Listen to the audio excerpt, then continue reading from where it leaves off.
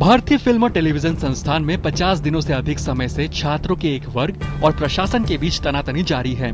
अपने अपने रुख पर छात्रों और प्रशासन के कायम रहने के चलते अपने गौरवशाली इतिहास वाले 6 दशक पुराने इस संस्थान में कामकाज एक ऐसे मुद्दे पर ठप पड़ा हुआ है जिससे बचा जा सकता था। छात्रों का एक वर्ग संस्थान के अध्यक्ष पद से गजेंद्र चौहान को हटाने की मांग पर अड़ा हुआ है। छात्रों का आंदोलन 12 जून से चल रहा है, जब गजेंद्र चौहान की नियुक्ति संस्थान के अध्यक्ष के रूप में की गई थी। छात्रों का कहना है कि वे इस प्रतिष्ठित संस्थान के अध्यक्ष पद के योग्य नहीं हैं और उनके पास इसे आगे ले जाने की क्षमता नहीं है। सरकार इस मुद्दे को सुलझाने के प्रयास कर रही है।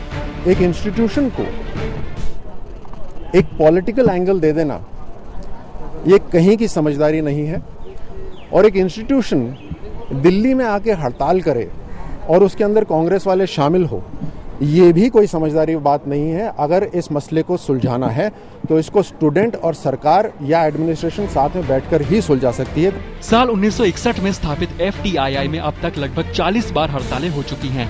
वर्ष 1974 के बाद से कम 8 महत्वपूर्ण हड़तालें हुई हैं, जो 1 महीने से अधिक चली हैं। 70 के मध्य से लेकर 1990 के बीच छात्रों ने संस्थान के शैक्षणिक और प्रशासनिक पहलुओं को लेकर कई बार हड़ताल की है। 1986 से 91 के बीच जब KG वर्मा संस्थान के निदेशक थे, तो उनके शैक्षणिक अवकाश पर जाने के दौरान संस्थान में हड़ताल का क्रम शुरू हुआ। 1991 में पाठ्यक्रम में बदलाव को लेकर शुरू हुई हड़ताल लगभग 100 दिनों तक चली थी।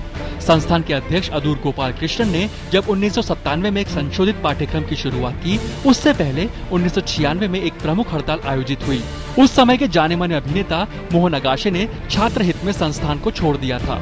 FTII का अंतिम दीक्षांत समारोह 17 साल पहले 1997 में आयोजित हुआ था। दिलीप कुमार इस समारोह के मुख्य अतिथि थे। सरकार ने संकेत दिए हैं कि संस्थान में छात्रों के तय समय से अधिक अवधि तक ठहरने से आवंटित संसाधनों पर बोझ पड़ रहा है। 2008 से 2009 के स्टूडेंट्स आज तक FTII के अंदर बैठे हुए हैं, जो पास आउट नहीं हुए हुए।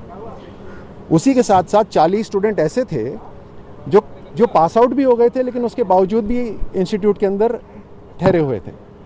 अब जो रिसोर्सेज होते हैं इंस्टीट्यूट के, वो रिसोर्सेज सिर्फ वहाँ के स्टूडेंट्स के लिए होते हैं और एक निर्धारित समय होता है। ऑडिट ऑब्जेक्शंस हैं CAG के आए हुए बहुत सारे पुराने।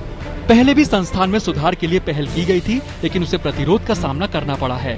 2010 में FTII को नए सिरे से गठित करने पर रिपोर्ट जारी हुई, मगर इसका जबरदस्त विरोध हुआ। इसके बाद PK नायर कमेटी गठित हुई। कमेटी ने 1 या 2 साल के दाखिले पर रोक लगाने का प्रस्ताव दिया। इसे स्वीकार किया गया, मगर 1 साल के अंदर ही रद्द कर दिया गया। सरकार संस्थान में सुधार के जो भी प्रस्ताव लाती है, उसका विरोध शुरू हो जाता है। ऐसे में FTII की हालत बद से बदतर होती जा रही है। संस्थान में 400 छात्रों के लिए 30 शिक्षकों का प्रावधान है। संस्थान में 60 से 70% शिक्षक अनुबंध पर रखे गए हैं। पिछले साल कुछ नियमित नियुक्तियों को मंजूरी दी गई, लेकिन अभी तक नियुक्ति नहीं हो पाई है। पिछले 2 दशकों में केवल 3 पूर्णकालिक महिला शिक्षकों की नियुक्ति हुई, जबकि वर्तमान 21 पूर्णकालिक शिक्षक पुरुष हैं। शैलेंद्र मिश्र के साथ ब्यूरो रिपोर्ट DD न्यूज।